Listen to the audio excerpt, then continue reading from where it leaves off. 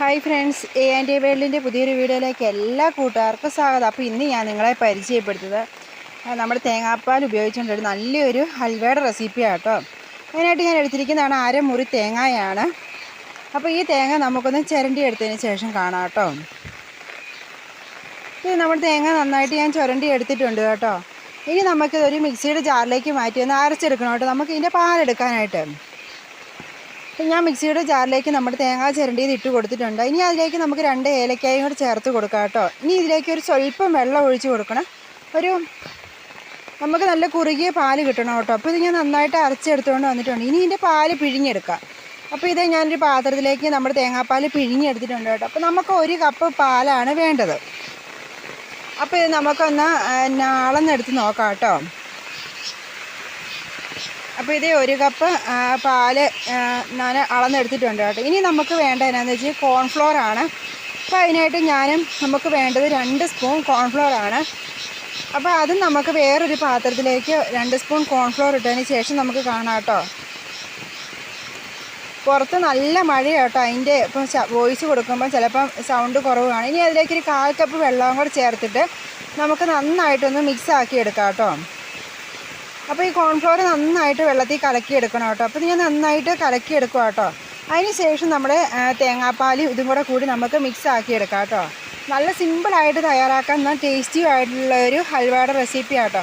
അപ്പോൾ ഞാൻ cornflour mix നന്നായിട്ട് ഇളക്കിയിട്ടുണ്ട്. ഇനി അതിലേക്ക് നമ്മുടെ തേങ്ങാപ്പാലും കൂടെ ചേർത്ത് കൊടുത്തു കേട്ടോ. ഇനി അതും കൂടെ രണ്ടും കൂടെ കൂട്ടി നമുക്ക് നന്നായിട്ടൊന്ന് മിക്സ് ആക്കിയെടുക്കാവേ. അപ്പോൾ അത് കഴിഞ്ഞ് മിക്സ് ആക്കിയതിന് ശേഷം ഞാനൊരു ഉരുളിയാട്ടോ അടുപ്പത്ത് വെച്ച് കൊടുത്തേക്കുന്നത്. അതിലേക്ക് അതിലെ വെള്ളം പറ്റിയതിന് ശേഷം നമുക്കതിലേക്ക് 2 സ്പൂൺ നെയ്യ് ചേർത്ത് കൊടുക്കാം കേട്ടോ. അപ്പോൾ നോൺ സ്റ്റിക്കിൻ്റെ പാനൊക്കെയാണ് നമുക്ക് ഇച്ചോടെ എളുപ്പത്തിൽ ഇത്. അപ്പോൾ ഞാനിത് ഇതിലേക്ക് ഒഴിച്ച് കൊടുത്തു കേട്ടോ. അപ്പോൾ നമ്മുടെ കൈ എടുക്കാതെ ഇളക്കി കൊടുക്കണം. ഹൽവയൊക്കെ ഉണ്ടാക്കുമ്പോൾ നമുക്ക് ഇത്തിരി ബുദ്ധിമുട്ടായിരിക്കും, പക്ഷേ നല്ല ടേസ്റ്റി ആയിട്ടുള്ള ഹൽവ നമുക്ക് തയ്യാറാക്കിയെടുക്കാം.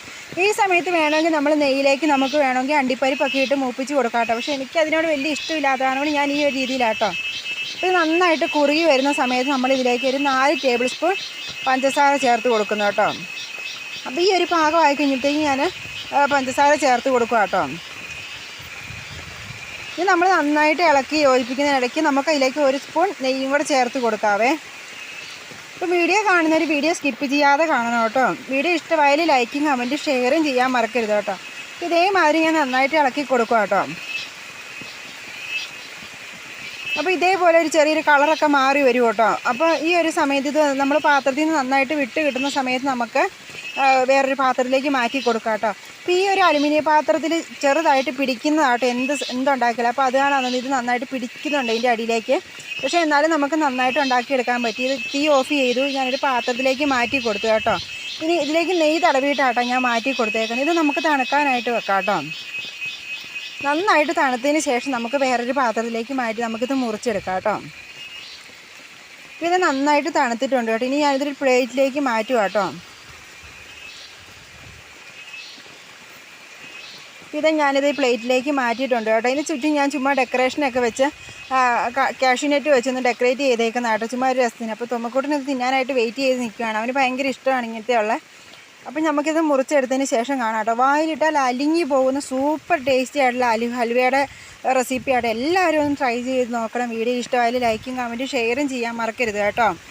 നമുക്ക് വേണമെങ്കിൽ മുന്തിരിങ്ങയൊക്കെ ഇട്ട് കൊടുക്കാം കേട്ടോ. നല്ല ടേസ്റ്റി ആയിട്ടുള്ള റെസിപ്പിയാണ്. തീർച്ചയായിട്ടും എല്ലാവരും ട്രൈ ചെയ്ത് നോക്കണം.